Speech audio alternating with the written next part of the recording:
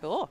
Here we are. Hello. Awesome. Hi. What's up, guys? What's up? Chilling. Just chilling. Hanging on your couch. Yeah, Whatever. just a few highly sensitive people hanging out. Yes, exactly. Feeling the couch. Yeah. This was such we were destined to meet, I guess. I think so. I Yeah. think so. Yeah, somehow we were just talking about that a minute ago, the sort of the roads and human beings that led us here. So yeah, I think so. Yeah. Well, Yeah. tell us about what you do.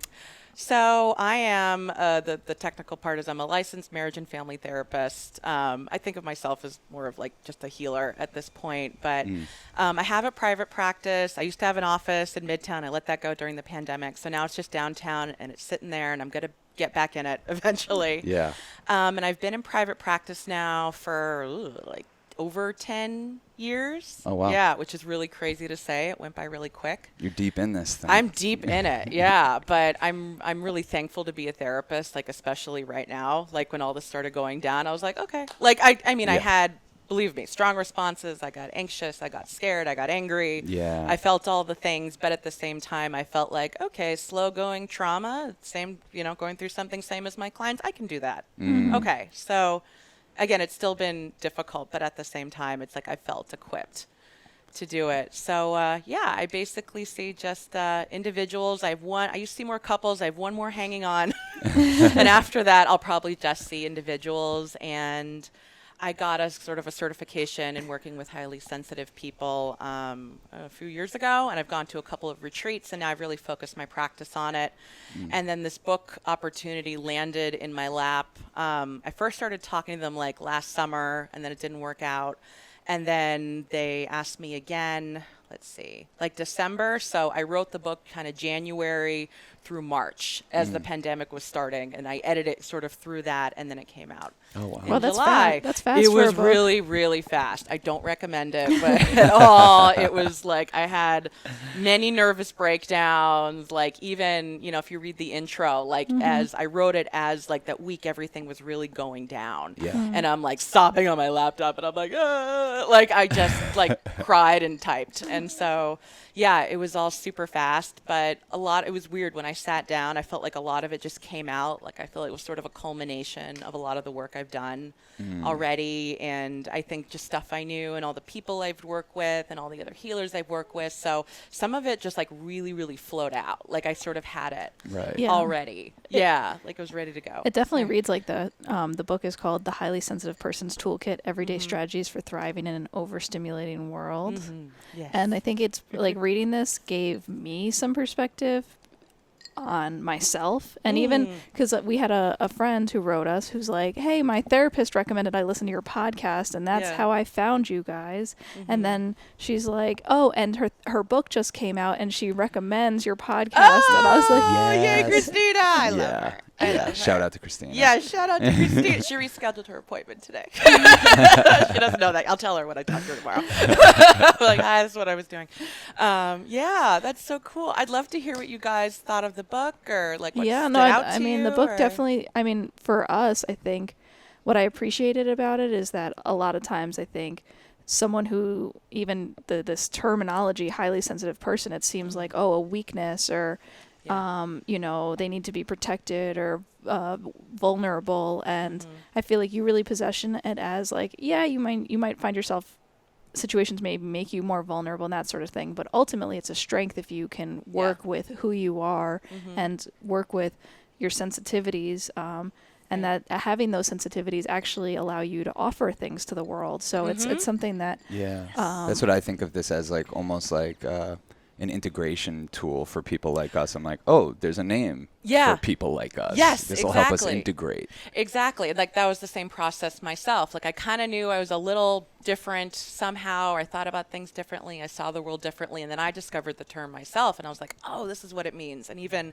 the journey from it being like something of, because I think there's a lot of focus on the overstimulation part and not of the other parts, like the depth and the sensory pieces and all the really, like, I feel like are I don't know, I call it in my head, like the real HSPs. You know what I mean? Because I think people that's part of the reason I got thrilled to write the book, because there's a lot of confusion about what it is and how it shows up and what it looks like.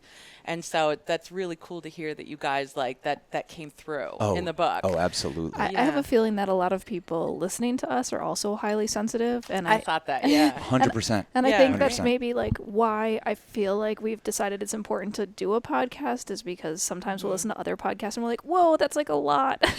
There's a lot going on. And, you know, I feel that we've tried to like create a very comfortable environment for people to listen to. So Yeah. maybe you could talk about what, like, if people are like, I'm wondering themselves, am I a highly sensitive person? Yeah. Really? Sorry, I'm just grabbing myself a tissue. Oh, we have these too. Oh, if you yeah. want. Oh, perfect. Oh, A whole roll of toilet paper. Hey, it's the good stuff. A beautiful too. fall, muggy ass wet It is day here. muggy as F. I'm completely soaked right now, and I'm trying to get over this, but I'm just such a. I had this joke in my old practice. I call myself Sweaty Betty, because I'd always we'd have this group meeting and I would run there, and we'd spend like the first 10 minutes meditating, and I would just be like dripping with sweat during the meditation, and we'd kind of do this part. We'd share around, and I would just be like wiping myself, and I'm like, this is just how I am in this life. In my next life, I'll be on time and not sweating. But right now, I'm probably going to sweat a little bit. So. Today's the day for it. yeah. Yes, it's all good. So you were asking me a question. I got distracted. The question is basically, I feel like probably people are listening being like wondering, am I a highly sensitive person? And maybe you could let us know like what kind of qualifiers make highly sensitive people. Yeah, totally. So I take this from the research of Elaine Aron. She's I guess you call her the pioneer, did a lot of the main research, and she has sort of an acronym that I like that's a good descriptor of it. And so the acronym is DOES, D-O-E-S. Yeah. And you sound the Yeah. And so D stands for depth of processing. And so basically it means that your nervous system is taking in more information than the average person. Side note, about 20% of the population is highly sensitive. And they also found it in animal species, like 100 different animal species, like fruit flies and primates and birds and all sorts of things. There's highly sensitive fruit flies? Yes, they're highly sensitive Wow. fruit flies. And the way that they were able to tell is these fruit flies were more sensitive to danger. They had higher senses, able to seek out food and shelter, whatever that means to a fruit fly. And so they were more likely to survive and carry on the species. Oh, whoa. So if you think about like humans evolving, the highly sensitive humans were the ones that were probably good at hunting, gathering food, maybe making, I think about too, like social connections, being like the wise person in the tribe, things like that. So we've always sort of been like a part of humanity. But again, there's been confusion because people get, you hear the word sensitive, right? And you go to the overstimulation part. So anyway. But they could also be shaman.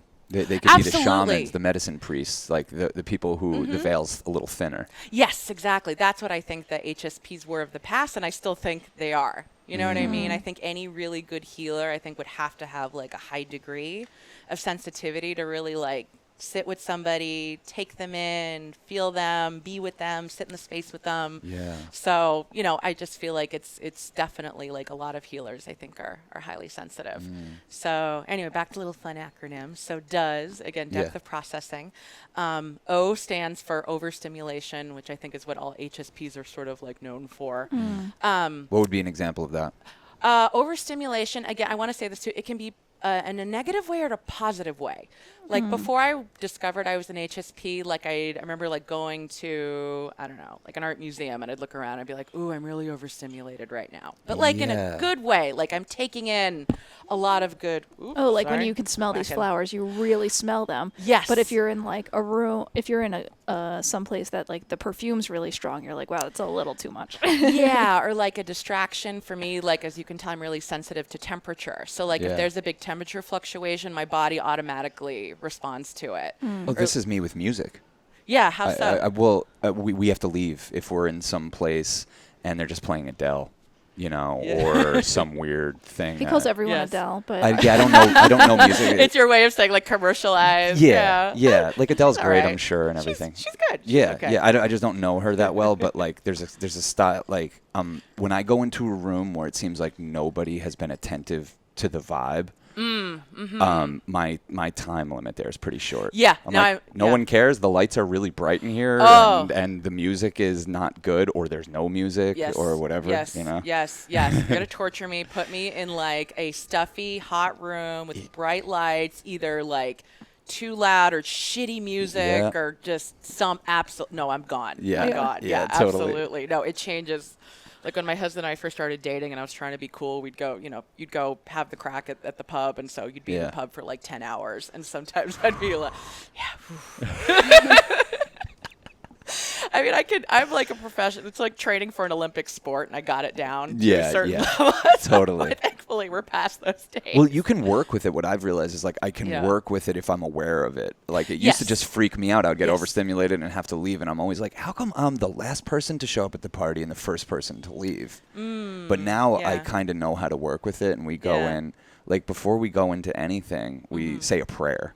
We're like, who do we want to be when we go in there? Totally. You know? Yes. Yes. I thought of a little bit like when I came over here, I'm like, how would I like to arrive? Yeah. I was like, because I don't want to be like totally, because it's weird. Being a therapist is super weird in that you have to adjust yourself sometimes around who you're talking to. So like Christina, like when I talk to her, I'm generally myself, like completely myself. I've known her for like 10 years. So. It's not like a power dynamic. No, and I never have that anyway. I hate that. I've had there's lots of reasons I think in my past why I don't like it. And then especially in like the therapeutic relationship, I feel like that is the last thing I want to do to somebody because the reason part of the reason sometimes someone is there is because of an uneven power dynamic. And a lot of times the person kind of knows that. And so why would I reproduce that in my relationship with somebody? It just doesn't make sense. Like I've been in enough therapy to know that I don't like how that feels either. Right. And times in my training, even I've had other therapists try to talk to me in that way. And I'm like, we both do this. Like, I know what you're doing. Can we just have a real conversation? So I get various reactions to that, but that's okay. Yeah. No, I know what you mean. Practice. Yeah. Yes. I was hoping when you showed up, you would just be a normal person, not like, okay, I'm the therapist now. God, no, it's exhausting. I can't. Yeah, wearing that mask all the time. Yeah. No, I really, and at this point now, I don't have to. Like most of my, Yeah, I would say the majority of my clients are like we're on the same wavelength anyway, and it's easy and flowy, and I don't have to not be myself. And also I think I'm more comfortable with myself as even I hear myself slowing down, right? As like a person, as like a therapist. And so I think too that helped me in that relationship. Yeah, and kind of keeping it even. And I'm not performing because especially in the beginning, you're so worried like, oh fuck, what am I gonna say? This person's coming to me for help. And at the beginning it's being fucking videotaped. I gotta report this back to somebody. Did I say the wrong thing? You're in your head a lot. Yeah. And so having to really kind of drop down to here so I can kind of be there for somebody took a lot of time. Yeah, a lot of overstimulation I had to deal with. Totally. Yes. And I'm sure as a highly sensitive person, we have all kinds of protection mechanisms that we're not even aware of. Yes. Oh my gosh, so many I'm aware of. Like even I was talking to Abdi about this because I was with my parents and I noticed I was, like I'm a larger gal, but like a little more padding in certain places, like different parts of my body. And I'm like, I'm familiar with this, but what is this? And he's like, yeah, well, you just got some more armor on right now. Oh, wow. Because you're with your family. I'm like, that makes total sense. Whoa. Yeah. And even if I think about kind of what happened, how my body shifted as I got a little older, I kind of realized like, I think I did need more padding to kind of shield me from a lot of the strong energies I was around and a lot of the things I couldn't help. And he told that, like we're talking about Abdi Asadi. Yeah. He told, I remember like the first time he got a look at me. He was like, be careful, man. You're like a thin guy. You don't have a lot to protect you from the world. And I was like, I've never thought about my body like that. I'm just like, I don't know. It's genetic. It's just the way I am. I've always just kind of been this way. And he's like, you're going to be more susceptible to energy. Oh, that's interesting. Yeah.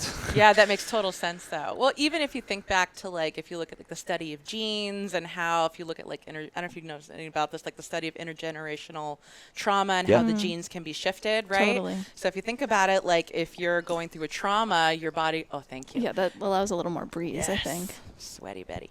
I'm dying. My husband's good. Are you hot too? Okay. Yes, please. Let's let in all the air. All the air. Thank you. What was I talking about? Sweating. Let's see. Epigenetics and all that shit. Epigenetics. Yeah. Yeah. So you think about, you go through trauma. Trauma pumps through certain hormones in the body. It's pumping through, a lot of the things that I'm forgetting the names, right? The fancy Cortisol. names. Cortisol. Thank you. That, like cortisol will create like stuff around your belly. You know what I mean? And so I have a intergenerational trauma on both sides. Oh, wow. And so it makes sense to me. I'm like, oh, of course that there's some padding. You know what I mean? On there. Yeah, Louise Hay turned me on to that too. Yeah. Because she'll write like her. Yes, healing she's affirmations, and like when she says like, it's like you don't need to maybe protect yourself in the way that she tries to like work with the reasons that we, holds things in our body, or how we hold things in our body. Yeah, and like I know now too, my body will clue me in sort of how I'm feeling. Like right now, like pandemic, I tend to sleep like this. Like I wake up like this sometimes. Whoa. Yeah. My hands are in fists, or I'll get different sensations or things with the stomach. So I clench my like jaw. I have to get huge. a mouth guard. Yeah, that's a huge one for headaches, people. and it just creates all kinds of chaos. Yes. And I'm like, why am I clenching my jaw? And it probably just has to do with that like low level stress that's just always there.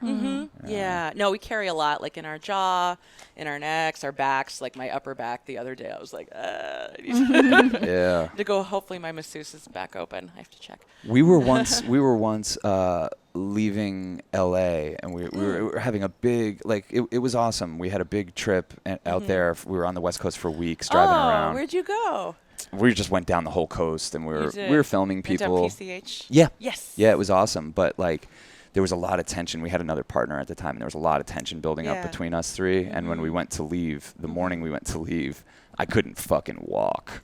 I like my lower back was so tight. Oh, from being in the car. And I don't know. All of it, maybe. I was like, maybe I hurt myself or something. And I'm like literally walking through the airport, like using 2 rolling luggages as like, oh my goodness. And then Cass pulls out this book called All Women Are Healers. And she's like, let me look up back pain. And she just basically reads to me a passage that's like, this is emotional. And when she was reading she's, like, it. worried about money and like certain things. Yeah, it just loosened up. Like as she's reading this, and I was like, oh, and it just like loosened up, and I was like, holy shit, just even bringing awareness to that. Oh, yeah, there's so much emotion in the back. Holy completely. Shit. Yes, your back usually will say lots of things to you. Who was that back guy healer? Dr. Sarno, yeah, he basically talks about how just even bringing awareness that your pain, especially in your back, is emotional, can help you to at least shift the pain, because you can get it to like, okay, it moves from this spot to this spot, so you know that it's not like, it's not just something right there, it's more about how you hold it and how you carry it. And how you're with it. Yeah, have you ever done those meditations where you oscillate? It's like a mindfulness meditation. Have you ever done those where you like focus on the part that hurts and go back and forth? And I've done them myself, or I've done it with clients, and it's like so magic, because you just get the mind on something else that doesn't that's hurt. cool. Yeah. Trick really the fun. mind. Well, it's tricky with us, so we got to trick it back. You know what I mean? And then you learn how tricky it is, and you're like, I got you. And then, it off is. you It's go. such a trickster. It's creative. I like to say that. It's Yeah. super creative, and kind of what the brain can do when, all sorts of stuff. It can be really transformative. Well, and we're always telling people, like, your anxiety and your depression is untapped creative potential. Oh, it's just being absolutely. poured into something else. Bad stories. Bad stories. I say that all the time. Or I think someone, I've heard this term, what did they call him? Cinnamon Hitler. He says fake news. Oh, okay. And I use that. It's a Cinnamon Hitler. That's funny. I use that with clients. I'm like, your mind's just telling you fake news. And I'm like, they're like, yeah, that's all it is. A lot of the times. Wow, there's fake news going on in your soul. You can't. Yes, and usually it's not your fault. Someone put it in there, or some sort of messages got put to you by your parents, or culture, or everything else, and it gets recorded, and then the creativity of the mind just kind of translate it into all sorts of stuff. All sorts of stuff. Yeah. I love how this is a toolkit. You literally tell people like how to pause and assess and make changes. And you have this funny example. I thought this is what Sean was going to say. You have this funny example of like, if you get in like, say, a taxi and the music's really loud, and it smells or whatever. Yes. It's there's the perfume or whatever. Like, you can open a window and ask them to turn it down, and like just adjust to like, instead of just getting overwhelmed, realize you have some agency to co-create in your environment. Yeah. And it just reminded me of this time that we were driving to the airport, like Sean was just saying, and we get in a car, and it smells like the strongest I've ever smelled, like a fake car smell or whatever it is. Like just so. Oh, is that called that black ice? You ever see those little? Yeah, like like one of those with like rip the whole bag off of it. It's like. But it's also like mixed with like BO, passion flower, and every scent, every mixed perfume scent, and we're like, all right, we just go to roll down the window, and the window doesn't roll down. Oh god! And we're already on our way to the airport. And it's hot, and it was hot, and there's no AC in the back seat, so it's like like a little things. This sounds so dramatic, but it's just funny. No, in that moment, I knew. I was like, my body's going to react in some way. I don't know how this is going to go down, but like literally as we're pulling up to the airport, I'm out the door puking. 1,000%. Oh no, 1,000%. It wasn't like I was sick. It was just pure like it's too much. Feeling trapped. Yeah. Yes. And like there's nowhere I can go. There's nothing I can do. Yes. And you needed an excuse to open the door, which is the only thing you do, and the only way you could open the door is if you're like literally puking out it. Yeah. Opening a moving car door. It's just, but that's just funny because it's just there's no doubt in my mind that in some way Sean is highly sensitive, and I realized that I'm highly sensitive, but not necessarily. I could tell when you took down the thing, you opened the window for me. You could tell I was hot. Like I could tell you were watching me being hot. So I was like, was that right? Yeah. I mean, I can feel things, and I used to like. You want to tamp it down because you're like, it's a lot to be aware of other people's needs. It is. Especially when you feel like, I mean, you're a therapist, so you feel like you do help people, but a lot of times I try to adjust things to help people and then realize like, I'm not even helping. I don't even know how to help. I've just kind of like gotten off the train of trying to help. And when I'm around other highly sensitive people, I'm like, I'm so sorry, but this isn't my trip. You're going to have to highly sensitive size yourself. I don't know what to do. No, totally. Because it's really hard actually. And especially being like a really open-hearted person and like a natural healer and things like that. People just come to you, right? They just come to you, and all of a sudden it's like they open up and the walls melt. And this happens to me, like, I've had so many things with strangers just coming up to me and having all these just, and even more so the last couple of years, just these interactions. And so I like that being a therapist has taught me sort of how to be there, but also keep myself protected in the same way, and also knowing like I really actually can't help this person, like, or I need to help them only to a degree, and any other way or like fantasy I have around helping them is really on me. Actually, can I tell you guys a crazy story that happened to me? Yeah, Please of course. do. We went off the acronym, but that's cool. fine. We're going to get back. We're on E. We're on E. Thank you. Thank you. I'm paying attention. Yeah. I know you are. So I was in the Valley, California for the summer, and so where my parents live, it's sort of like total suburban central, like perfectly manicured houses, like up on a hill. If you know of like the Kardashians, where they live is like 20 minutes away. Calabasas. Yes. So I'm down the street from Calabasas. Okay. Yeah, it's an odd place. Like fancy. It's fancy. It's very like built up. Like if you guys went to the Calabasas Common, do you spend any time in Calabasas? No. Okay, it's weird. Like It's a very bizarre place. Lovely. But anyway, so I'm there, and we're there for the summer. And I think it was like the first couple weeks we were there, and I'm walking my dog in the morning, and there's a few more people around, but again, pretty empty. You see maybe 3 or 4 people on the street, and I turn a corner, and this is like at the top of a big hill, and I look down, and there's this person all in black, like curled up in a ball, and I'm like, what the fuck? I was like, what is this person doing here? And I know LA has a huge homelessness problem, but I was like, how did you get here? Because there was nothing else around except houses on top of this hill. And I looked down, I'm like, oh my God, is this person like dead? Like, I didn't know. This other woman's walking next to me, and I'm like, we're kind of looking at each other like, what do we do? And she starts to call 911, and then the person that was on the floor kind of picks their head up. And it was like they were filthy and all, but these like big bright blue eyes. And I was like, whoa, what is this? And I'm like, hi, are you okay? And they're like, yeah, I was just sleeping. And this woman's trying to call the cops and call, the paramedics. She's like, no, don't do that. And the woman's like, no, let me do it. I'm like, no, she doesn't want to. Like, for some reason, I was like, no, leave her alone. She's okay. She's telling you no, so leave her alone. Let's not get the cops involved. Yeah, no, I was just like, there's no reason at the time. And so if someone very clearly to me says, no, please don't do that, I'm going to, please don't do that. So, and I didn't know what, you know what I mean? I didn't that's not what they needed. And I looked at her, and all I had on me was like a half bottle of like water. And I was like, you want my water? And she's like, yeah. And so she gives me the water. I just give her the water. She drinks the water. She gives it back to me. She's like, here, you want this? I'm like, yeah, I'll recycle it.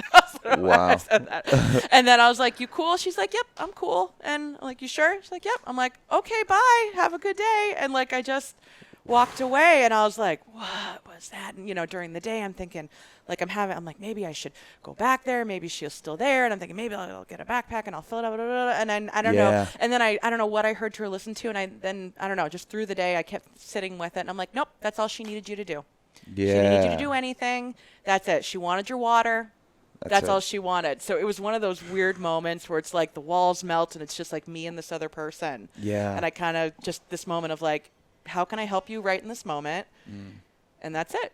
And anything else is on me. It's not on them. So that's just a crazy example I had over the summer. I feel like if you resonate with that. Yeah, for sure. I feel like those type of weird little mini reckonings are happening in our life all the time.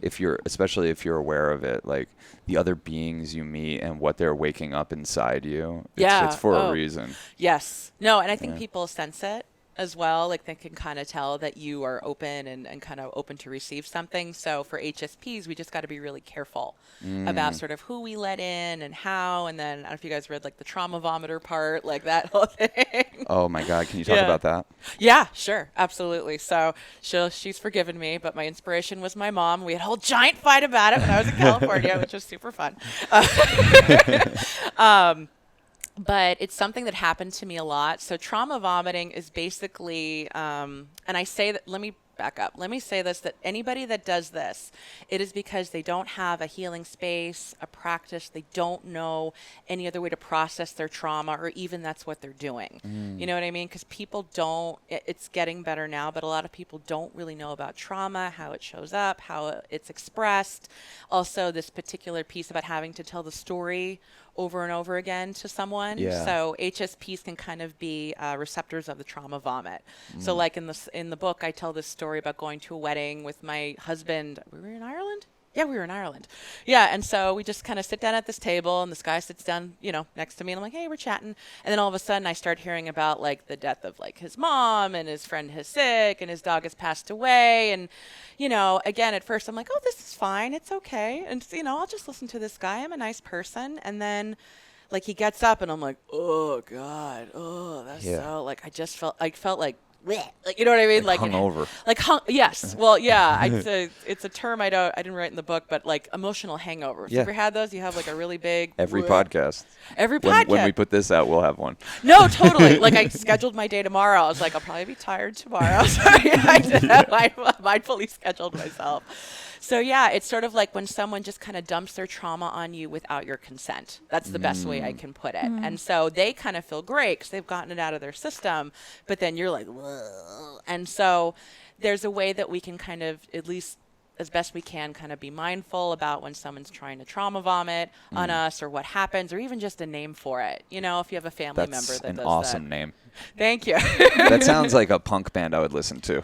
Wouldn't it? Trauma vomit. Trauma vomit. Yeah. Damn, that's heavy. Yeah, right? Must be heavy. I know. No, my mom was so mad because I named her the book, and my dad was like, "That's very aggressive. You have to write that." I was like, well, that's what it is. So. Yeah. Yeah. You talk about trauma a lot in the book, in the sense of like HSPs can also like, it can be a response to trauma, but then also you can be a highly sensitive person who hasn't had a lot of trauma, and therefore work well with your sensitivities better, which probably is like, we probably fall into like different characteristics. Yeah. Yeah. Well, everybody does. Because actually what's weird now is even after I wrote like the little questionnaire about trauma, and then after the pandemic happened, I'm like, oh, we all have a trauma history now.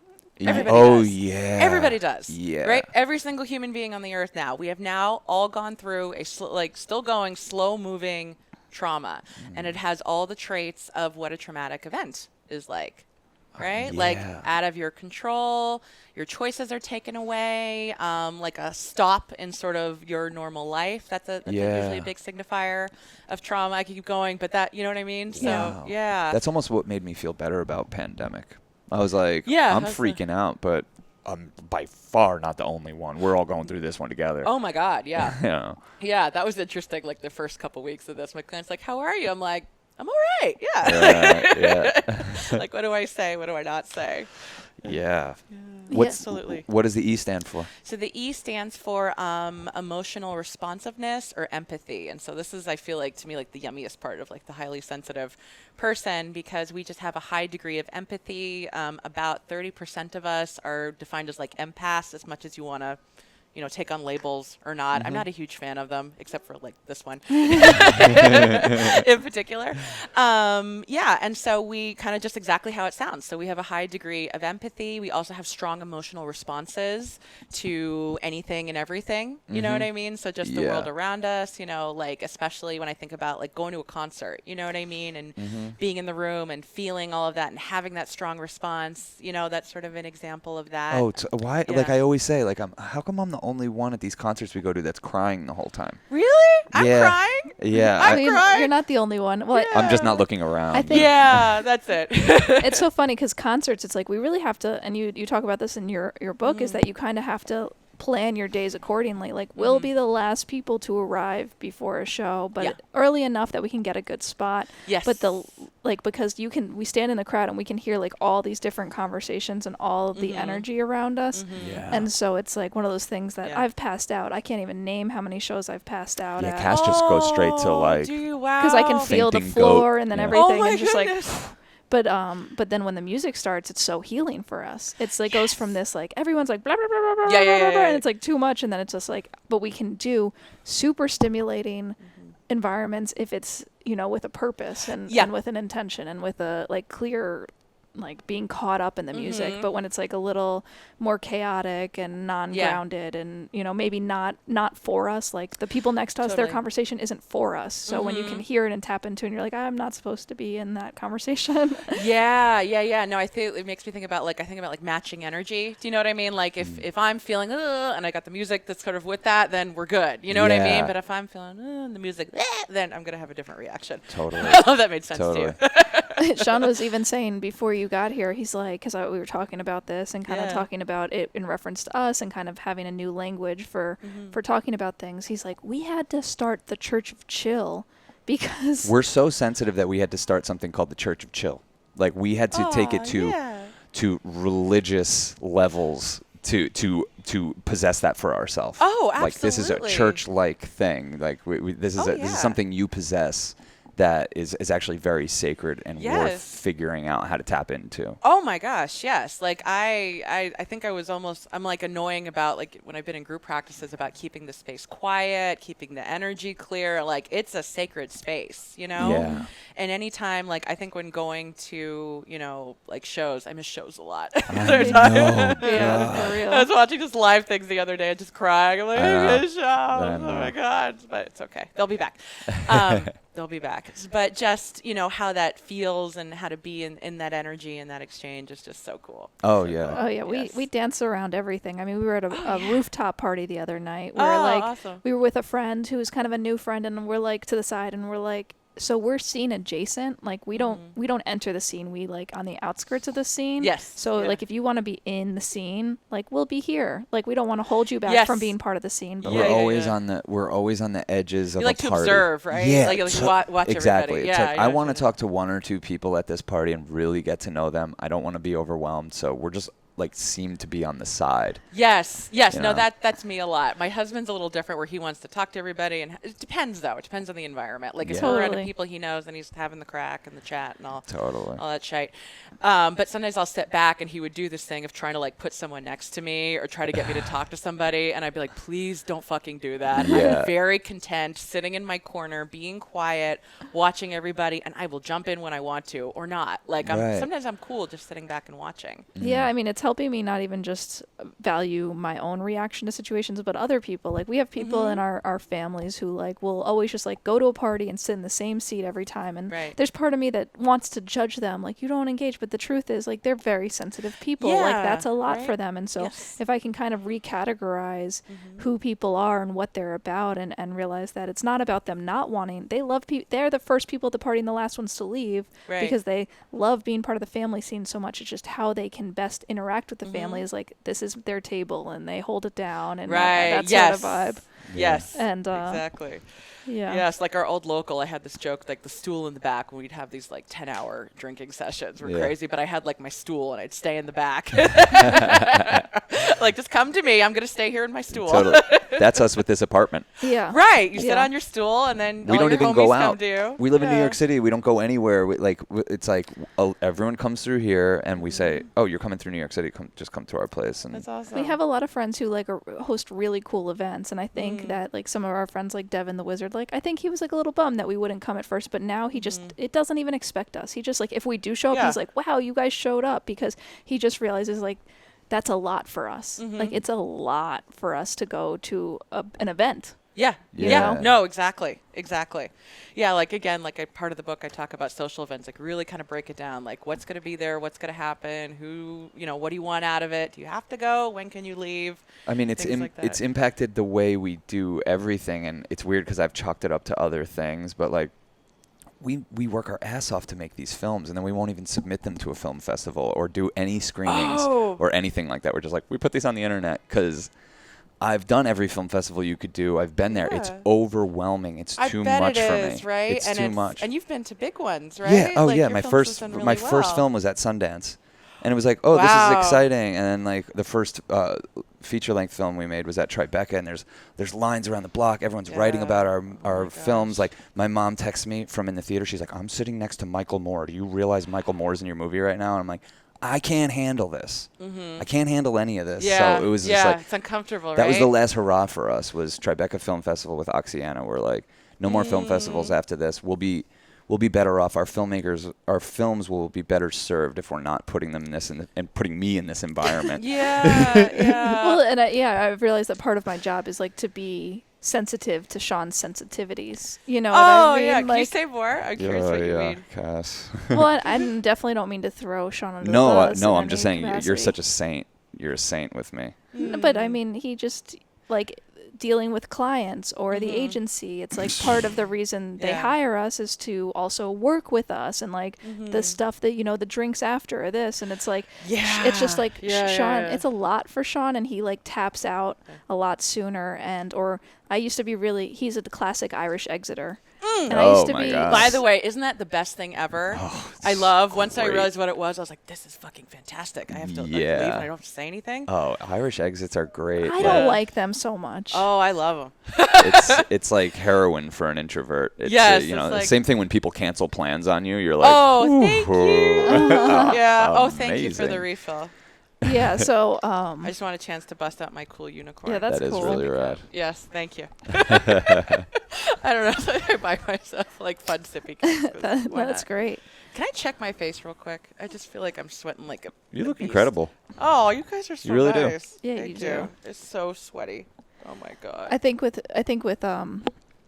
Sean though, it's like one of those things that we're both so highly sensitive to each other that being in a relationship with highly sensitive people where you can, and this is, I think a lot of people are like this within a relationship, but being able to read microaggressions to like the 10th degree, Totally. where it's like our fights never last very long because the first sign of any sort of dissatisfaction, we already got the gloves off and we're fucking battling it out till we're both happy. You know what I mean? Yeah, you work it out. We until work you it get out. to a resolution. Absolutely. Yeah, but sometimes it's like, man, like, I was just fucking being a little pissy. Like, I didn't need to have like a full, like, yeah, you're annoying me, but do we have to talk about it, you know? Well, or, I could see it. Yeah. I could see it on Cass. She gets that little inner Get a little brow, like just a furrowed little. brow. Yeah, Yeah. she can't hide anything, and I probably can't either. Yeah, my husband and I are like that. Yeah. We can't What's hide up? it. Like, what's going on with you? Yeah, well, at first I'd be like, what's going on? What's going on? Are you mad at me? What's going on? Like, at first I'd get nervous even. I think I carried that habit for a while when I wasn't comfortable with someone being mad at me. Now I'm comfortable with it. So I'm like, you're pissed off? All right, let me know when you want to talk. That's so Yeah. funny that you're verbalizing that, because that's a feeling I've gone through a lot lately. Oh, Like, just it's liberating. yes. Like, Isn't it great? Well, I don't care. That's their trip. They're mad at me. Not this one. She can control my life with that shit, and she doesn't. Oh, she no, doesn't like, take oh, it no, back. but you don't want that, like, energy around you guys. Like, you don't want, No. like, a long-standing anger or resentment with the person you live with and your No. partner. That's not good, you No. know? But if it's, like, you know, like a family member I have that I'm like, you're in something. Off you go. But it feels like there must be so many relationships where stuff goes unchecked for so long in order for, yes. I mean, you do relationship therapy, so you must see a lot of, I mean, maybe you're working with more sensitive people, but it does seem like people don't, sometimes you can be around a couple and you're like, wait, I'm reading his energy and I'm reading her energy, and how are you not seeing each other's energies? And like, Oh, completely. Or, I mean, I think part of the reason I'm going to just individual is with couples, it's like people walk in, I'm like, this isn't going to work. And like, I feel it right away. You know what I mean? Lord. And they're like, please help us save this like dying thing that we beat into a frenzy. And I'm like, there's no saving this. It's dead, guys. Are you allowed to say that? I have. Oh, really? Yeah, I've gotten more. Yeah. I would, that's worth the money right there. Yeah. Should we break up? Yeah. Yeah. I mean, I like to do it in like my free time. Like I just see couples. I'm like, I'm really, it's one of my few talents. I'm good at predicting if couples are going to stay together or not. I'll be like, they're going to break up. Or like I've had a friend be like, oh, so-and-so's dating. Blah, blah, blah. Like, yeah, this is right. like my sister would say, like, I'm so jealous. And I'd be like, they're going to break up. Watch. Give Yeah. them 6 months and they'll break up. Yeah. So, we know it so well that we won't even go to people's weddings. We'll be like, oh, we we did know that it's once. not going to work. My husband and I did that one. They're still together, but he's such a dick. Every time I see him, I'm like, God, you're such a dick. Yeah. We're pretty spot on when we call it, to the point where like Cass will get mad at me sometimes. I'll be like, well, they're going to break up. She's like, don't say that. Don't curse their relationship. I'm like, I'm not. I was just around them. Yeah. They're fucking miserable. Not in the way we're miserable, you know, where we work through it in 5 seconds. Yeah. Like, they're miserable. Yeah. And, you know, there's a lot of compensation that happens, and that throws off a lot of energy that you can pick God. up on. Yes. I Yeah. have like one of my very dear friends. She won't watch this podcast. I won't tell her about it. But she went Yeah. down like the total straight and narrow and got married and bought the kids and has the McMansion. And Bought the kids. And bought the kids. Oh God, did I say that? She sold herself out a little bit. Maybe Yeah. that slipped out. But yeah, she did. Yeah. But just that whole thing, and she'd look at me going, well, why aren't you doing this? I was like, and I get with her and her husband, and my husband, Damien, let me just use his name, has a hard time being in the house because he's like, the energy is so bad. And they try to put on this show of like happy family, and just the unhappiness is like just oozing out of the walls. Like you can just feel it. Like I just have to like wipe myself off afterward because it's just so yucky. We have friends, you know what I'm talking about? Exactly like that. And to me, I'm such a, like, when there's any issue in my life, I fucking just deal with it, that I can't imagine why somebody would do that. Like when it's been time for me to break up, it's time to break up, and that's that. And, you know. Yeah. But I cannot imagine staying in something and putting on a show for people and doing all that stuff. God, there's no point, you know? No. Like I tell it like I work with a lot of clients, thankfully, that are like on the younger side. So, and I don't mean like I wouldn't want to work with older people, but I love like someone has had some kind of awakening or wants to work on their traumas or their relationship to their self early on, because then we can really like open up people's choices and you can give them do a lot something more with that. options. Yes. Oh my goodness. Yes. Like even me realizing like, recently I decided I didn't want to have children. It was a really big decision. It took me a long time, but finally I connected with myself fully enough to be like, I don't want to. Yeah. I don't want to. Such a great feeling. It's funny because it freed me up so much, because I felt like the urge to have kids. It was almost like this. I was like waiting for someone to come over. That's what it felt like. Like, all right, she's going to come over. The urges are going to come over. All right, any day now. She's going to show up. And then what really helped is I started doing somatic experiencing therapy. I don't know if you guys are familiar with that. We have a friend that does that. Oh, you do? Yeah. Oh, super cool. Yeah, I don't really Colin does that. Yeah, what is that? It's basically working with the body. So somatic basically means body, experiencing meaning experiencing, you know, things through the body differently. So it's originated, I think, by Peter Levine. He's another really amazing therapist. He wrote this really cool book called, what was it? Waking the Tiger? Chasing the Tiger? Something with the tiger. I'll look it up later. Okay. And so it's basically working with the body. So it's less talking, more working with body sensations. And so, again, I did Jungian analysis like years before. And so I'm like, I need something else, because I had stuff that was locked in there. So I'm still doing that therapy now. But it really helped me connect with myself. And finally, because the way it was kind of coming out was kind of like in an angry way, or I kept feeling like I was holding a lot of in my body and I wasn't quite sure why. Or I'd be walking to my office, and my office is near Wall Street, so I'd be like, oh, these fucking tourists, and I want to push people over, and this isn't good, right? This isn't right. And so we kind of just tapped into that. And then we kind of, I'll explain this, like crystallizing this feeling of no I was having. Like I kept getting these sensations like I want to push people away and say no, and there was some other things I hadn't quite claimed yet or said no to. And so I was able to then say no to those things. A huge one. Yeah. Not having kids. Massive. And for a woman especially, because like I'm kind of neither here nor there about it. But when she tells me like I don't want to have kids, like it's like, you guys don't. Not right now. Not right now, right? Are we gonna have kids? No, I have no idea. I know, it's a horrible question. I shouldn't even be asking. No, it's fine. No, we ask each other all the time. Some days we're like, Sean, some days Sean's like, yeah, well, of course we're going to have a kid. We'll and then kids. some days it's like, thank God we're not going to have kids. And so it just like, it goes back and forth, but it realized what we just want to live our life to the fullest. And if we get to the place where we want to have kids, it's only going to be because we showed up fully to this moment and they was able to move forward with the confidence of being like, oh, we're not having kids. Yes. Because if we hold space for kids, I feel like we're not going to actually get to the place where we're going to want them. If we were holding space for kids, we would have never spent $750 to go see the Rolling Stones.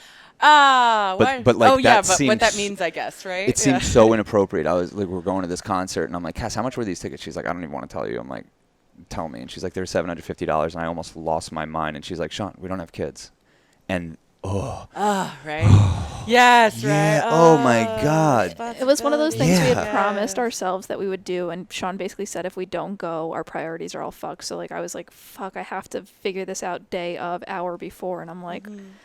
There was just I couldn't live in the relationship of the reality of us not going to this show. Yeah. So Do you want to go through your life having not seen the Rolling Stones? Yeah, there was no price that it could have been that would be too much. Absolutely. Yeah. Well, what it makes me think of, one of my major reasons of not having kids is giving up like your play. Do you know what I mean? Because like for some reason, there was a couple images right before I kind of like made the claim that really stuck with me. And there was one I was watching some like yoga video, or it was like some group I'm on Facebook that I like, and it was someone was sharing their videos of doing their yoga practice, and they had like their little 2-year-old crawling all over them as they were, in the asanas, and my whole body went, no, that's mine, no, I don't want to. Or even like seeing, my parent friends sit back and the kids are playing, or like, oh, here's my kid riding a bike, and I'm like, I want to keep riding a bike, like I want to go play. And I know, like, I heard a little bit about your past, Sean, and it sounds like you had to be a grown-up pretty quick. Oh, yeah. And you had a lot of adult responsibilities. Yeah, and my whole adult life has been playing. And you've been playing, right? That's it. Yeah, once I like got out of the house and wasn't responsible for my dad's drug abuse and this person's mood and this thing that's going on. You're making up for lost time. It was just like, okay, what do I want to do? How do I want to come off to the world? And like everything with us is like the first question in the flow chart of anything we do is like, is this fun or funny? Yeah. If not, we're probably not going to invest too much time or effort in it. That's how I am now. It took me a long time to be like, or even just people. You know what I mean? Having certain people, I'm like, you drain the shit out of me. I actually don't enjoy you anymore. What am I doing? This isn't fun. Do you know what I mean? Because you're a trauma vomiter, and I can't handle it. Yeah, or just you're just witnessing stuff, or trying to just. People trying to pull me into things or trying to get me to be a therapist. And I'm like, I'm just trying to have a good time or whatever. And I'm like, if you're messing up my fun, then you know what? Just off you go. I'm done with that. Well, it feels like I've gotten to the place where there's like enough people for everyone. And I don't necessarily need to be your person, because if I'm not your person, like, I'm not what's best for you either, because if we're bringing out the worst in me, then I'm going to definitely bring out the worst in you. And it's kind of going to be this, like, where I've forgiven myself for not overcoming certain relationships or whatever it is, and realizing, like, oh, no, like, they deserve someone who appreciates them fully for who they are. Like, that's exactly what they deserve. And, and give them what they need, right? Yeah. Because I think that's even something I learned as a therapist, is sometimes I'll want to help somebody, but I'm like, ooh, you know what? I'm actually not your person. Or I'm going to have to work too hard to do the work with you, because whatever you're bringing into me is kicking up some of my stuff. Right. And so I don't want to, like, muck up this exchange that we have. And so I've had to do that a few times where I've had to tell somebody like, I'm not your person anymore. And so kind of dealing with that feeling and the guilt that can come with that is saying, you know what, I don't have to be your person. Let me send you out, let somebody else take care of you. And then they can go get what they need and then you're freed up. Totally. But yeah, that takes a long time. It's hard. Oh yeah. I mean, I have such feelings of shame and guilt. Well, probably associated with everything, but especially like letting someone down, not coming through for them. So people have come towards us with neediness that it's none of my business, but I take it on.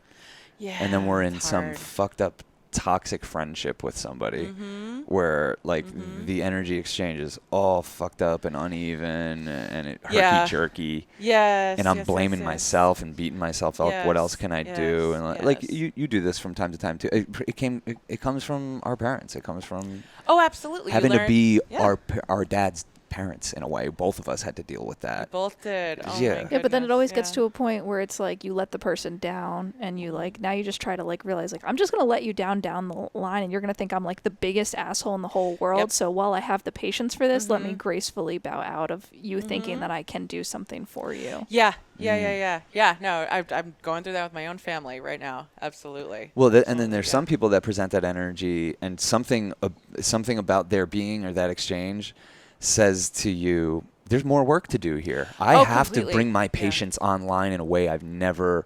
You're going to become my guru. You're annoying the shit out of me, which makes you the most great guru in my life. And I bow to you and the way you annoy me because it's showing me where I've placed walls around my heart. Yes. You know, and like so there's something very useful about that as well. Oh yeah, I mean that was my experience being with my parents for 3 months. Like Ram Dass says, you want to see how enlightened you are, hang out with your parents for a week. And I was like, at first I'm like, I'm doing fucking awesome. I'm fucking enlightened. I'm chilled out. And then I was good for about 2 months. And the third month, I started to lose it with them. And I started not becoming like I had this idea, I'm going to come in, I'll zen out. And I was, there's a lot of stuff that happened before we got there. But I got to this place feeling kind of settled and relieved. And then later on, it's sort of all that stuff started to get kicked up. And I was like, whoa, okay. And then sort of processing how those times I was really ungrounded and like really short with them or how I felt towards them and still processing it afterward and kind of seeing like, I can see kind of what got invoked in me during this time and sort of, okay, what's really mine to kind of work with and then sort of what's theirs to kind of hand back to them. Right. And letting them kind of be who they are without me trying to, because I tried a little bit. I was like, here's this Ram Dass book. Some, we're in California. Here's some edibles. Here you go. And they're just like, they were not having it. You know what I always like, what always humbles me, and it's tough to bring this into practice, but I do it, especially with my dad. When he's really getting on my nerves, I think about how he's not going to be here that much longer. Yeah, I know. And that's I would, hard, right? and I'll crave even those moments when he's not around. Like, I wish I could feel what it would feel like to feel my dad's overwhelming anxiety again, or see him like fucked up under. Like there is something about it that I will miss. So it makes me just that forces me to just be more present. And when you're forcing yourself to be more present, acceptance just like... Yes. Yeah, I'd say that a lot. I'm like, this is who they are. This is who they are. This is who they are. Like, I just came and say over and over again where they were just doing all these repetitive behaviors. And my mom, after talking about trauma vomiting, having a fight about it, speaking about it, putting a boundary, and she still does it anyway. I'm like, all right. That's parents. No, I got to practice what I preach, right? I talk about self-advocacy. So I thought, oh, wait, let me ask about a fan. And then, boom, there it is. So is that all good. Is that the S? No, that's what I'm referring to is I call them like the core skills in the book. And so that's like the number one, like the one you brought up earlier about being in the Uber and then having to kind of feel the environment and be like, oh, I need something different. So that's like an example of self-advocacy. So yeah. Is self-advocacy like another way of saying like boundaries? It can be, yes. Like boundaries I kind of put in their own category, as I call it, like setting and tolerating boundaries, because when you put them down you have to tolerate them. But self-advocate, like setting boundaries is definitely a part of it. Absolutely. Yeah. What does the S stand for? The S stands for, the way Elaine Aron writes it is awareness of subtle stimuli, but that always bothered me that didn't start with S, so I wrote it. It does. It hits me. Like, it bothered me. I was like, no, why are we calling it S? It didn't work. So I wrote it as subtle stimuli awareness, which is basically the same thing. So awareness of subtle stimuli. So like me sitting on this couch, right? So a highly sensitive person might feel the couch more. This is a great couch, by the way. Oh, you know what I yeah. mean? Like even to lean on, I'm really appreciating this part. Oh, like clothes. You said clothes. The It reminds me of leather. like I couldn't wear anything with buttons or zippers. Yes. I wore. My parents were like I would only wear leggings and like pullover shirts. Like there was Yes. nothing else that I would be comfortable wearing. Yeah, exactly. I was the same. Buttons, same thing. Dresses, I would not wear because again, I didn't like how it felt, and I'm still like that now with certain like pieces of clothing. I was annoyed it was so humid today because I had the perfect cozy sweatshirt I was gonna wear. I know. Come on, it's fall. What the fuck is Fuck. going on? Yeah. I know, but it's fine. It's fine. No, but like itchy fabrics or seams on the inside of your pants. It's Yeah. like, it's not autism. No. But there is something that like allows you to feel like, okay, like this will distract me. Like this Yes. is like I can't Yes. wear things that like I don't know. Maybe I don't know. Is everyone highly sensitive and then some people just don't take? I don't know. I guess maybe Well- not. Probably not. Well, we're all sensitive to a degree. You know what I Yeah. mean? And even Doesn't Marvin Gaye say we are all sensitive people? Yeah, we're all on the spectrum, and that's what Yeah. I'm realizing. Yes, no, completely. And, you know, if you think about it, even in parts of our development as children, you're more sensitive when Yeah. you're younger, you know, or even you're more emotionally expressive. You might be more attuned, but then depending on your environment, you might have to be you might organize yourself a certain way. You know what I'm saying? Like your emotions might be organized a certain way, your responses, your body, things like that. So really depends. I think like what I'm realizing is part of our practice, our spiritual practice, but especially with psychedelics, is kind of almost resensitizing by taking ourselves back to a childlike state. Oh, Like, that's yeah. what the acid does. It's just like I you're think a so. kid again. Yeah, well, Yeah. like I watched this really cool, again, when I was in California, they did a 60 minutes about psychedelics, about using, I think, different things for people that were dying. Yeah. And it was funny. I was sitting watching it with my dad, and I'm like, oh my God, it's amazing. And basically the way they described it is kind of the same idea what therapy does, is you go in with a certain sense of yourself, and then either the substance or the therapist or the process dissolves sort of that ego, and then you kind of put yourself back together. And I'm like, oh, that's therapy, Yeah. right? It's the same thing, just a different method or healing. But it was Yeah. funny sitting with my dad, and I'm like, I looked at him, and he's gone to therapy, supposedly going back, but he's got a lot of unprocessed trauma. And I looked at him, I'm like, there's the quick, easy way. There you go. It is. I mean, especially if you have Well, not easy. I wouldn't say easy, it's right? if you have Quicker. a propensity towards these things already.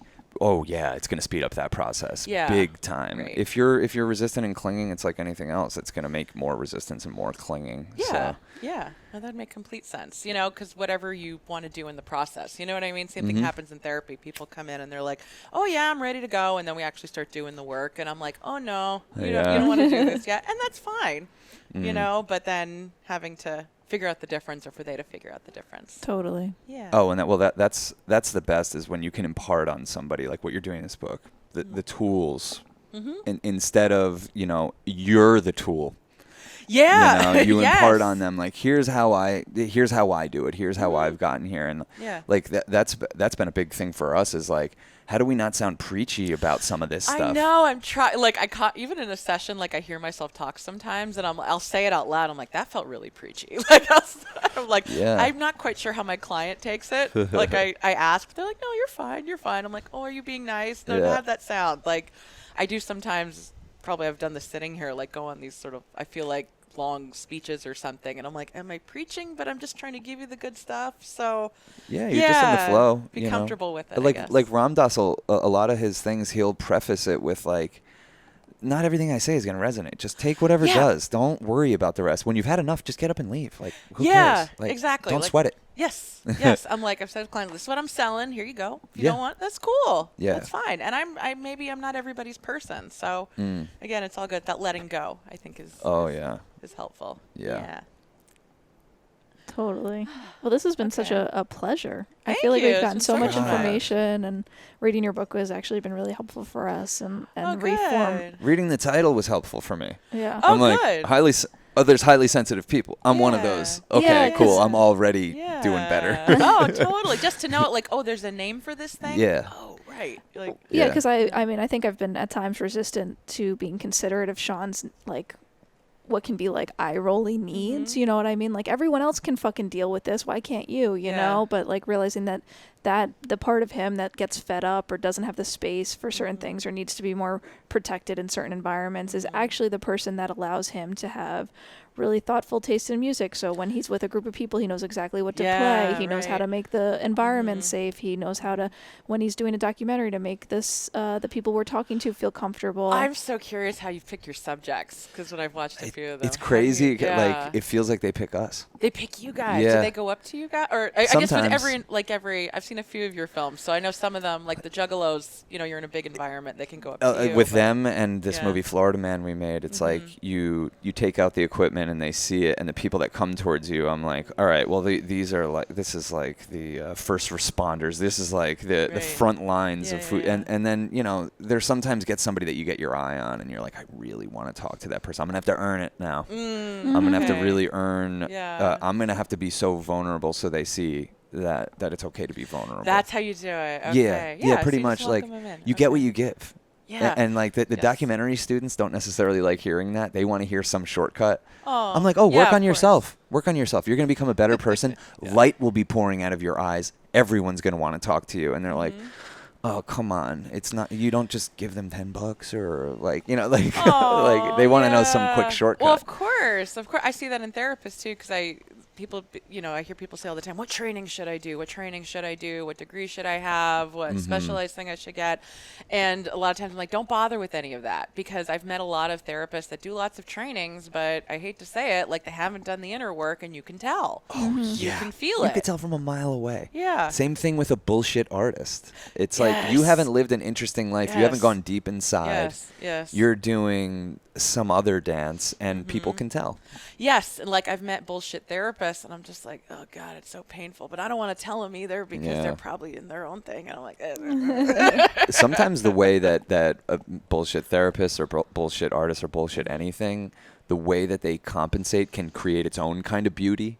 Where you're like, wow, you're using language and going places like I almost don't have to, because I'm so grounded in my authentic self. Yes. But I'm impressed, like all the razzle dazzle you feel to put on your mask, so people notice your mask. Totally. And some people maybe need that. They might need that level of, I'd even say like authority sometimes, to someone say like, oh, I got it all together and then follow my, you know what I mean? And so some people do need that, and that's fine for them. It's just, you know, that's not my humans, I guess I'd put it that way. Or, you know what I mean? Who I want to spend my time with. Yeah, absolutely. That way. Can I ask, is there any part of the book you guys resonated with at all, or any part that stuck out to you? I mean, definitely the beginning. The beginning. You know what I mean? Because you like really set up what this even means, and and that there's a lot of strengths, and that being a highly sensitive person is not a fault. You know, that really resonated. Not, and what about the black sheep? Yeah. Oh, yeah. So the black sheep I brought her, I'm making a reference to the book. Yes, my little black sheep. They're so cute. They're so cute. Yes, I wish I could have gotten them from Ireland, but it's hard to ship things right now. Because I have one that looks just like that I actually have from Ireland, but a nice lady on Etsy made them. So they're actually like made out of wool. But I was referencing a section I have in the book. I think it's in I forgot already. No, it's in the family section. And so talking about how a lot of highly sensitive people tend to feel like the black sheep of their families, of society. Yeah, me too. Right? That is so me. Yeah. I'm totally the black sheep of my family, but now I own it and I love it. So it's kind of like then they love it. And then they love it. Oh my God. Yes. Yeah. Like my family, I told them I was staying for 3 months. They were thrilled. And it's just kind of owning your own authenticity, whatever that means for you, and embodying that. And, I just love the image of these like black sheep getting together. Yeah. And so I even say like, don't be afraid, brush off your wool, polish your hooves, and like get in there. You know what I mean? Because I know how much better and free I felt, and just so much more comfortable with myself once I allowed myself to be who I am, which is, the black sheep. So just own it. And I've been that one so many times in my life. And so I feel better now to be like, that's it. And that's who I am. And it feels so much better. Yeah. Right on. And so you guys embody that a lot. And again, I told you in the Cosmic Clit episode where you guys were talking about smoking someone out in a wedding, and I was like, I totally resonate with that whole story and how bad and naughty you were and how dare you, you know what I mean? You guys were so responsible for him. That's part of the benefit of like being the wallflowers in a scene or scene adjacent, as Cass says. Like, I like that scene. Some adjacent. people will like they'll pick up on that. Yeah, the other black sheep. Yeah. Will You kind pick of just up on look, that. you're like, hey. And they're like, those two.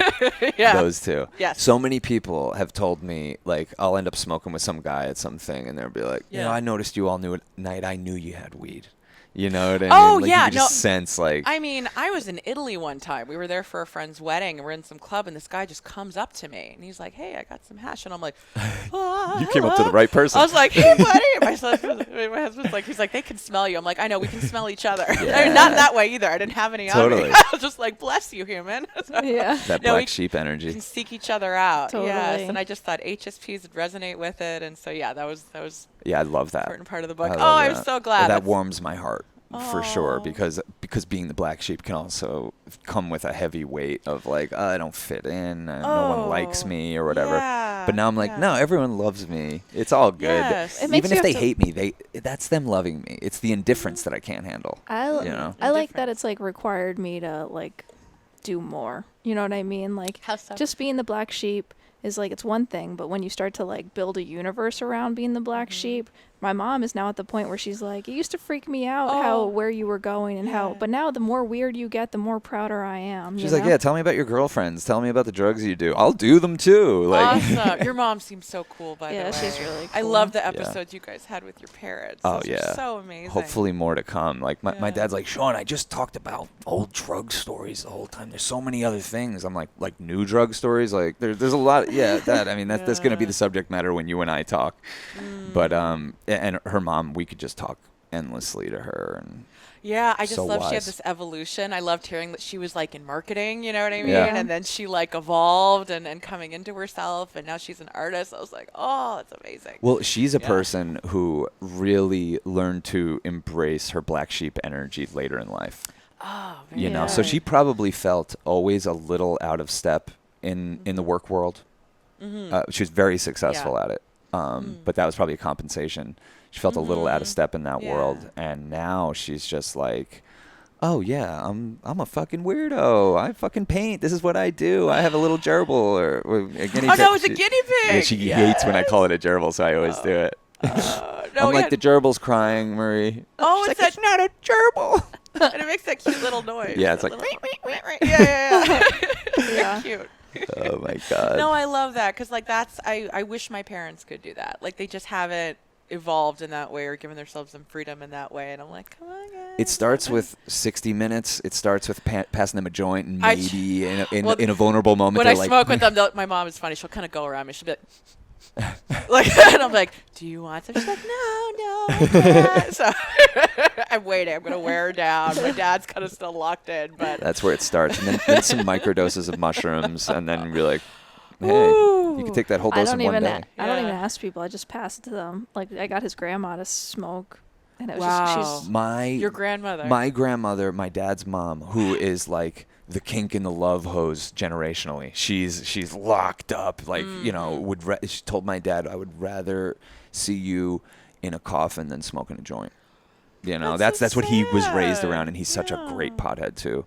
But we're just sitting there one day, and we're smoking this vape pen, and she's looking at it. She's like, "What is that?" And we're like, "Oh, it's like this medicinal marijuana thing." Cass Cass just handed it to her, and got my 85-year-old grandmother high for the first time and only time in her life. That makes me. Did she enjoy it? Did she loved it. Oh, she just had a smile on her face. Oh my God. She didn't even know what she was doing. That's great. She kind of knew. She was down. Cass smoked up her 93-year-old grandfather, first and only time in his life too. That's amazing. And we had the best night of our life. He came over here and he's like, fine, I'll try it. And he like World War II veteran. He was in the Battle of the Bulge, like badass. Wow. Never had smoked pot, just hits the bowl, Wow. like billowing smoke out. Wow. And then we went down to Peter Luger's Steakhouse. This is before we became vegans. Okay. And we just had the best meal of our life. And just like seeing this guy have such a level of enjoyment and indulgence, like looking at this food like, whoa. Wow. Just a whole new lens on Yes. life And at also 93. just being open to like trying a new experience. Yes.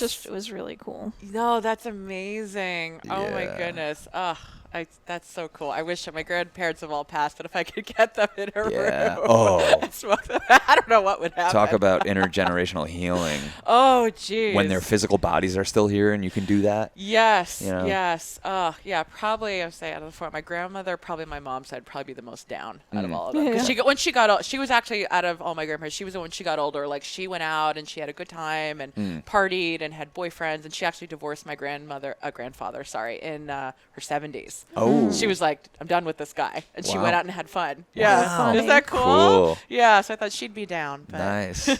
She might be. She might be. Yeah. her It's time. never too late. Yeah, we'll see. We'll see. And I'll still root for my parents one day. My Yeah. mom, I think I'm slowly wearing her down. Maybe. Yeah. That's a good message to all the people is like somehow figure out to get your parents to smoke pot. Well, just get them to help them dissolve their egos or Yeah. relax. Or, I think like I've said this to a lot of my clients. I feel like sort of our generation, like we're around the same age. I'm right? 39. I'm 39 too. Oh, great. When's your birthday? July 14th. July 4th. I'm June 12th. Oh, shit. Wow. Yeah. Damn. Yeah. Were you So- class of 99? Yes. Awesome. Yes. I Yeah. was. Yeah, it was so cool. Awesome. Yeah. Very cool. It is a cool year. Very It was cool. really cool. Yeah, and I liked we had little chants at football games. We go like 90 what? 99. Nice. Actually, this is a random story, but do you guys know who Tiffany Haddish is? Yeah. So she went to my high school. She was a year ahead of me. We were in the same Cool. drama Cool. class, and so it's been really cool to watch her. But then also know she was the mascot of our football team. So I just that's why she popped in my head. So I was thinking being at a football game and chanting, and she dressed up as this conquistador. That was wow. and she was she was amazing. She was so amazing. I thought she was much younger. I could have sworn she was 10 years younger than No, us. she's I think she's 40. She must be 39 Who's or she 40 dating now? Isn't she dating Common. Yeah. Is she? Oh. She's seem dating happy. Common. Yeah. Wow. Well, I hope he's nice to her. Hope he's good to her. They both I say think it's he the best would be. relationship they've ever had. Oh. Isn't that a crazy thing to even hear a celebrity say? Like that's Not- like pretty evolved. I'm like, that's cool. I think but she is actually pretty evolved. Like I read her book. Did you read No. her book? She had a very traumatic childhood, and it makes sense why she has made the choices she's made, sort of what she's done, her process. So even I didn't even know some of I went to school with her. I had no idea what had happened to her, or even the relationship she had with her drama teacher was really interesting me to read about, because I did not have a good relationship with her, and she did. And I'm she even shifted my focus on her. But she is someone that has gone through a tremendous amount. So now hearing she's dating Common, I'm I hope she's happy. You know what I mean? Yeah. But I would think that she's had so many experiences, and it sounds like she's tried to be a really conscious person as best she can in her own way. And I feel like a lot of comedians are really evolved in certain ways. Totally. It takes a lot of she's done stand-up.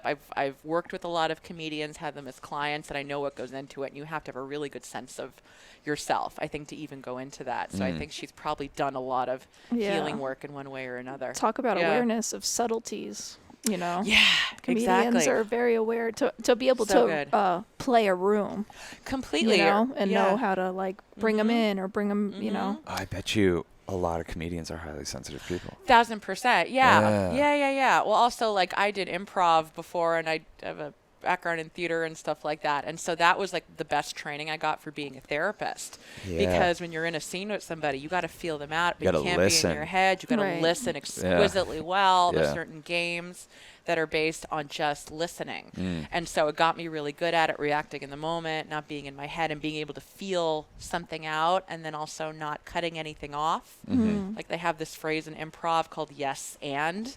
So yeah. you know Cass that? did it. She taught me about it. Oh, you did? Did you Yeah. ever do improv? Yeah. Oh, you did? Can I ask where? Or is it just It in was your life? No, or- it's this place in Brooklyn that has since closed. I forget what it's called Oh, now. okay. It was Not- bootleg. It was one of those. Yeah, it was. Called, Oh, okay. Yeah. I haven't heard of that one, but yeah, yeah. I didn't.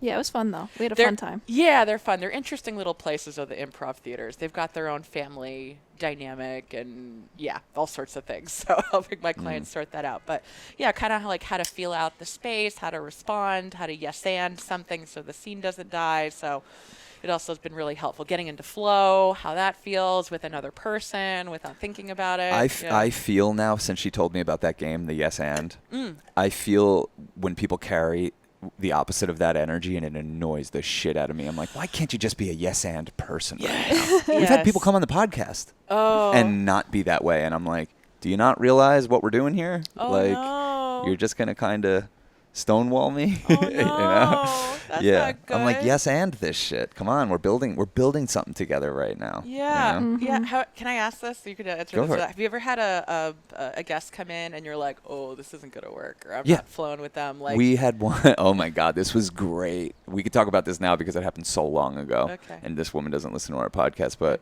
we invited like a tantra teacher on or something like that.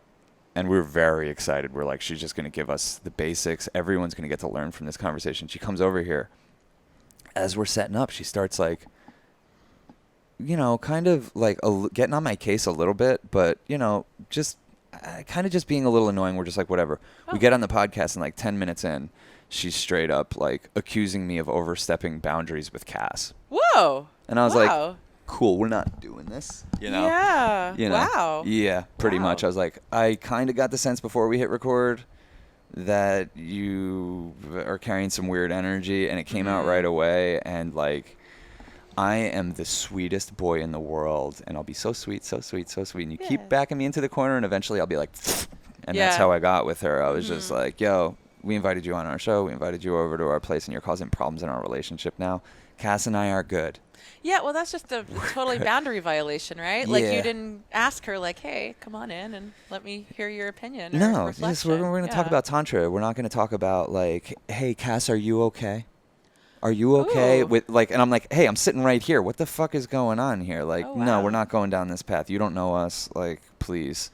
So that's just like one of very few podcasts that have that even if she was onto something, to think she could come into someone else's apartment where they've lived here for like over 7-8 years at the time, and be like, I'm here, so I'm gonna make sure. Are you okay, Cass? And it's like, yo, are you about to move into my apartment and to ask me that every question? Cause what was that like for you? Because she was kind of making a statement about, you know what I mean, about you. I mean, it had to do with Sean sharing something that he was sharing something about me in the podcast, and I think she didn't realize that we have a very open flowing relationship and open flowing conversation. So she thought that it was inappropriate that he was sharing, and because we're talking about sex, like something about my sexuality or something about a sexual experience I had. Yeah. And so I think she was just like, so used to like curating space and other people's like is consent. Like she's very high in consent that she didn't realize that like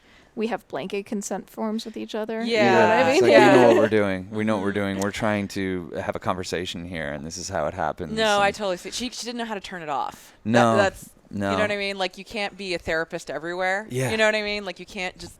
Well, you know what I chalked it up to is like afterwards she was like telling us all about how she's part of the circling community in New York, and I was just like, oh, that's all it is. Like, you circling people are vicious, and you use this circling exercise as a way to like get your viciousness about the world out and your judgments and all that stuff, and you cloak it in all this whatever. But I haven't been around a person who's in that scene hardcore that isn't being like slightly nudging you or inappropriate or like, okay, can I just be honest? Can I be honest? You're annoying me right now. Like, I don't care. Like, why are you saying that? The thing about circling is like, you know what circling is, right? I think I do, but maybe let me ask. Well, I mean, I've never done it myself, so I'm really not I don't really want to talk about it with judgment, but it is clear to us that with the people we have talked to who do circle, which is like you sit in a circle and you basically say what comes up for you, and you just are really open and honest. And so it's kind of like a processing it's circle. Exactly. Yes, totally. Okay. But it would just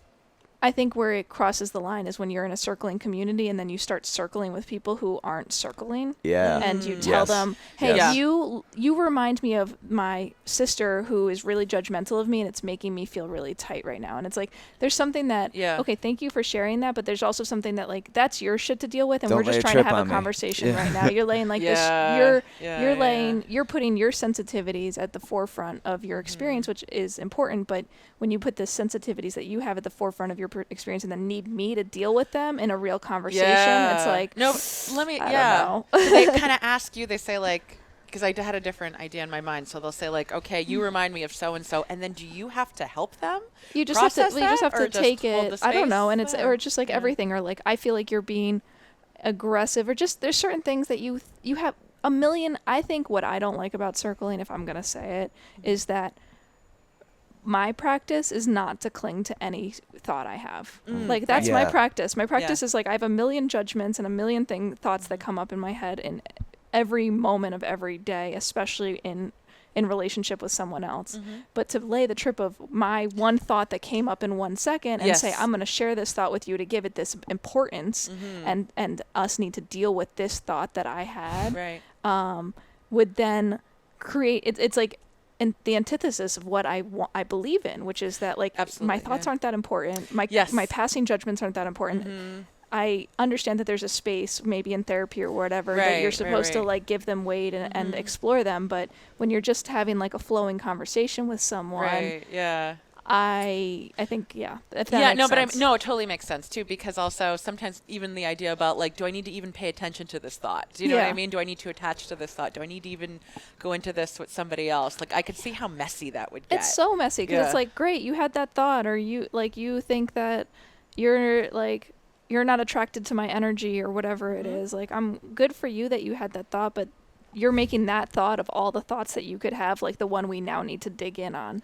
Where if you just let it pass, you'd probably have like 3 more thoughts. Yeah, exactly. And then, oh, sorry. I didn't mean to interrupt. No, it's just, all I was going to say is like a lot of times I found that your first thought is the laziest. You know what I mean? It's not even the best thought. It's just like it comes so quickly. Yeah, well, one of the things I learned from like somatic experiencing is the brain is just firing stuff off like all the time. Yeah. And so you could kind of, again, like hook into that or not. And so absolutely, it's like, do I need to pay attention to this? And then the thing about the circle, it's like, well, I kind of want the energy to go back in. Like the person needs to be like, well, why am I putting this on you? What is it about my experience or what's going on for me evoking this response in me? Right? Like, it feels like the circle needs to be reversed or something. Totally. And I'm sure in circling it is, and you do have the space to communicate. And I'm a real raw, honest person, and I think I would appreciate. You're a raw dog. I would appreciate the environment to say what's on my mind and tap into my truth, because like I can do that sometimes in environments that it's inappropriate. Like I've told people to their face, I think you're an alcoholic, and I'm like, wow, I should not just say that to someone. That's actually really inappropriate. But I've gotten that way. Yeah. When I left my practice, like I kind of made it nice the last time I was there, but also what happened was it's like I decided finally I was going to leave, and I gave them my notice, and then 2 days later the owner of the practice calls me and says, hey, we're shutting down the whole thing. So I think I had a sense some financial stuff was going on, and I think, not to toot my own horn, but I think I was anchoring them a little bit financially, so when I left they just had to shut it down. And the way that she did it is she didn't tell our clinical director, she didn't tell our intern, she told me first and was like, now don't tell anybody. I'm like, what the fuck? I can't tell anybody. So I had interns coming up to me, the clinical director coming to me, asking me questions about clients and stuff. And I'm like, this isn't cool. Like, we can't do this. And then we were sort of in a meeting discussing about it, and I just brought it up. I was like, this is really messed up the way you did this. And I said, you made me hold this secret for a week, and I'm not in charge of this. And, and all the times that there was definitely like a power dynamic where they felt like, especially because I started there as an intern, a little baby therapist, like they kept treating me that way. And it was really infuriating. And then during my whole time there, I was very open about policies I thought were fucked up, the way we talked about certain clients, the way certain subjects were held, like smoking pot. Do we have to talk about sending clients to rehab or looking at them that way? Or can we see this as part of the medicine that they're giving themselves? But again, it was just all these ways I used to speak up, and I used to piss people off a lot. I'm sure I did in the last one, but I couldn't help it. I had to say it, and I was brave enough to just like say the truth, be like, that was messed up. You don't have to do anything about it. I'm just letting you know. Mm-hmm. Okay. You know what I mean? Yeah. Or this is what I see. Yeah. Totally. Well, I mean, that's the whole thing. When someone's trauma vomiting and they're making it about everything else and they're drinking, Cass especially is going to be the person that just be like, you should consider that you might be an alcoholic. Yeah. You know? And I don't think it's always inappropriate. No. In the moment, it could be like, oh, God, this is uncomfortable. But inevitably, that person will be thankful for that reflection if they want to grow. Yeah, and I bet, Cass, like that person there's a lot that's happened for you to like get that honest with somebody or for you to say that to someone. I just find it easier to be honest with people. Me too. Because why you got to bullshit around it? Or someone's hurting themselves, like with alcohol or something like that. I find it like difficult to like not, But yeah, I think basically I think it's just we're talking about this practice that we don't even personally do and just saying like kind of our reactions to it. I think people get a lot of value out of creating space where it's like, let's just be so no bullshit. And that, I think spaces like that should exist. But when you take that... You gotta earn it. Yeah. You have to earn it. It can't just be like, okay, this is the no bullshit zone. It's like, when you do that, people are gonna bring more bullshit. Yeah. But like if you earn it, and this is what we're trying to do with our community, it's just like where you really make someone feel like they don't need to wear masks around you. Yeah. It's beautiful. Yeah. Well, I think it's also talking about what happens when you get really honest and when you're not giving someone bullshit and what responses you're going to have to that. Mm-hmm. You know what I mean? Like I'll tell clients, like, you might have a couple sessions in and then not want to come back. You know what I mean? Or not want to sit back or hold back. And I said, that's information. You don't have to do anything. You can not see me again, but just tell me. You know what I mean? That might have meaning to it or something like that. Yeah. So kind of how it shows up and also what happens to you. Because that being honest and open can be really terrifying. Like it took me a long time. I was very, I also put it like repressed. Like even when I was in California with my family, again, the first couple of months I was okay. The last one I felt kind of like I flattened myself a little bit because I had to sort of in that system, in that environment. Yeah. You know, like when you're around your families, you'll as much as you know it, like you'll revert a little bit. Because I like that you say flattening. That's a good way of putting it. It just feels like compress all your qualities. And Yes. And so I had to do that. And so it was sort of like when I got back, I was like, yeah. Sort of the other way. Exactly. Would you guys mind if I went to the restroom? Let's just wrap it up. You want to wrap it up? If it's any longer, we're not going to be able to edit. Yeah. We've been talking for an hour and 29 minutes exactly. Oh, okay. Perfect. Cool. Awesome. This flew by. Yeah, this did really fly by. I honestly thought it could have been like 38 minutes. You know? Oh, I don't know. Flew by. I was like, I'll sit down on the couch and see what happens. Yeah. Thank you so much, Allison. Oh, you're so welcome. Let's hold up this book again. Yeah. This is a really valuable book, and the work you do is very valuable. Thank you for doing it, and thank you for holding space for all the highly sensitive people. And let's be friends. Yes, no, we're totally gonna be friends. You brought these black sheep to us. Of course, of course. Awesome. Cool. Oh, peace and love. Peace.